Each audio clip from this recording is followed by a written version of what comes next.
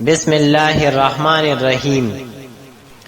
جب سواری کسی منزل پر ٹھہرنے لگی، جب سواری کسی ایسی جگہ ٹھہرنے لگی جہاں انسان کو اترنا ہے، خواہ تھوڑی دیر کے لیے اترنا ہو یا زیادہ دیر کے لیے، اس وقت یہ دعا کی جائے: رب انزلنی منزلا مبارکا وانت خیر المنزلین۔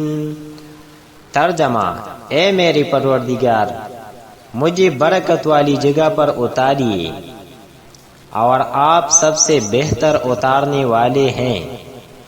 قرآن کریم میں ہے کہ یہ دعا حضرت نوح علیہ السلام نے اس وقت مانگی تھی جب ان کی کشتی خشکی پر لگنے والی تھی۔